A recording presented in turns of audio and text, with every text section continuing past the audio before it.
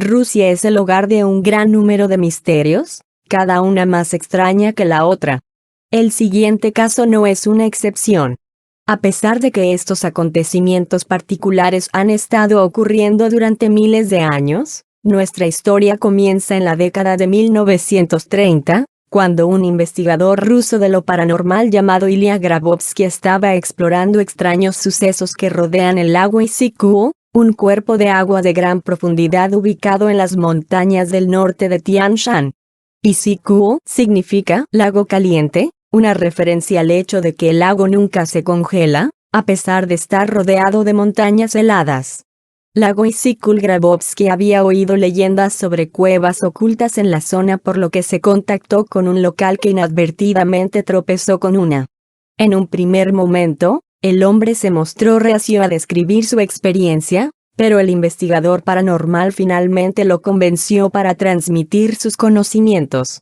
Le dijo a Grabovsky que él y sus amigos estaban pescando en la orilla noroeste del lago, cuando vieron una cueva. Era inaccesible, por lo que decidieron volver al día siguiente con cuerdas, linternas y picos. Al día siguiente, los hombres comenzaron a explorar la cueva e hicieron un descubrimiento sorprendente dentro de su sector más interno. Descubrieron 3 esqueletos humanos, de más de 10 pies de altura cada una. Alrededor de sus cuellos, cada esqueleto tenía un amuleto de plata en forma de lo que los hombres describieron como murciélagos. Un aspecto interesante, ya que ha habido varios reportes que describen a ovnis de esta forma particular, no solo en Rusia, sino también en el resto del mundo. Ver también, la misteriosa caverna de los gigantes pelirrojos. Aún más intrigante es una leyenda local de Kirguistán que hace referencia a una ciudad hundida en el fondo del lago Issyk-Kul. El último gobernante de la antigua ciudad había sido el rey Osounes, un gigante con orejas largas. La leyenda también menciona que Osounes fue capaz de volar entre los picos de las montañas en un abrir y cerrar de ojos. Este descubrimiento asustó a los hombres lo suficiente como para guardar silencio al respecto durante años, pero no lo suficiente para dejar los amuletos de plata atrás. Ellos fundieron las joyas y vendieron la plata, pero mantienen un pequeño fragmento como recuerdo. Ninguna fotografía de este fragmento sobrevivió hasta este día, pero Grabovsky escribió más tarde que los científicos soviéticos que tuvieron la oportunidad de examinarlo fueron incapaces de determinar su edad exacta. Galvanizado por la confesión del pescador, Grabovsky decidió profundizar en el misterio.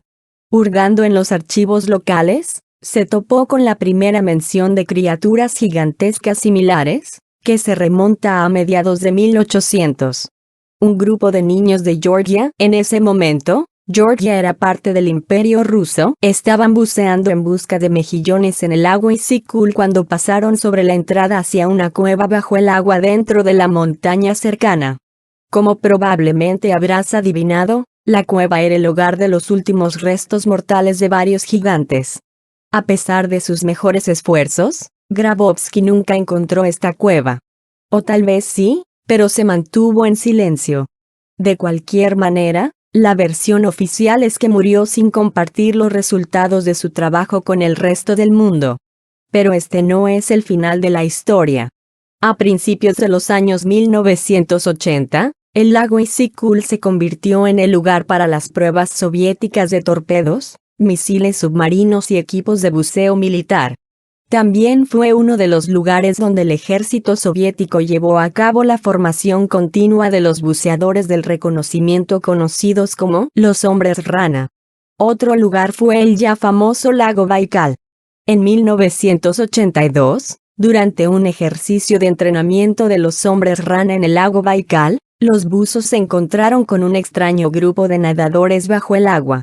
Los humanoides acuáticos eran enormes, más de 3 metros de altura, y, a pesar de nadar en aguas heladas, llevaban nada más que trajes plateados ajustados.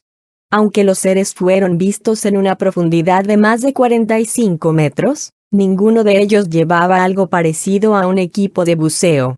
Solo tenían cascos en forma de esfera que ocultan sus cabezas.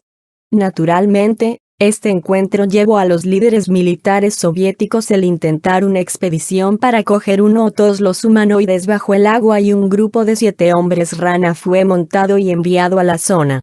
El ex veterano de guerra de Afganistán y autor Mark Steinberg, que ha investigado extensamente este caso, recuerda, a medida que los hombres rana trataron de cubrir a la criatura con una red, todo el equipo fue propulsado fuera de las aguas profundas hacia la superficie por una fuerza poderosa. Debido a que el equipo autónomo de los submarinistas no permite salir a la superficie desde esas profundidades sin la estricta adhesión al proceso de paradas de descompresión, todos los miembros de la desafortunada expedición fueron atacadas por la enfermedad de buzo, o la enfermedad de compuerta flotante. El único tratamiento curativo disponible consistía en una reclusión inmediata en condiciones de descompresión en una cámara de presión. Tenían varias cámaras de presión como en la región militar, pero solo uno estaba en condiciones operativas. Eso podía contener no más de 2 personas. Esos comandantes locales habían forzado a 4 submarinistas a entrar en la cámara.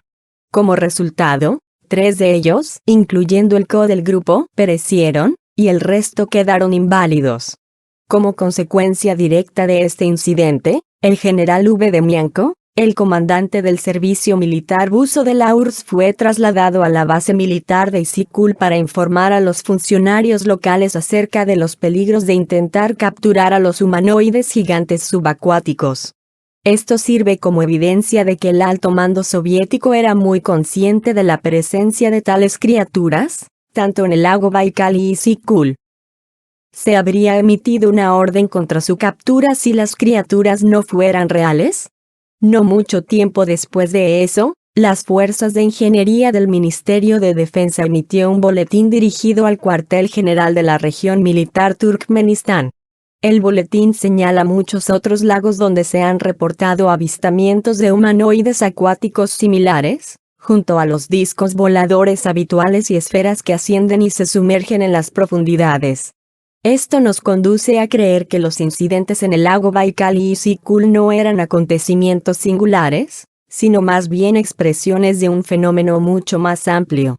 La veracidad de este incidente es apoyado por la admisión del escritor ruso Mikhail Demidenko. Después de familiarizarse con el relato de Steinberg en 1992, Demidenko recordó pasar algún tiempo en el lago Baikal a mediados de la década de 1980, en una misión de la Unión de Escritores de la URSS.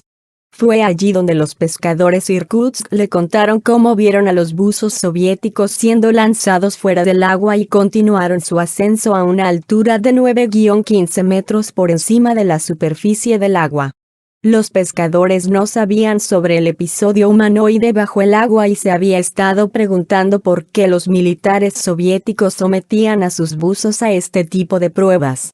Por lo tanto, ¿es este caso evidencia definitiva de que los lagos rusos son el hogar de una raza de humanoides gigantes acuáticos?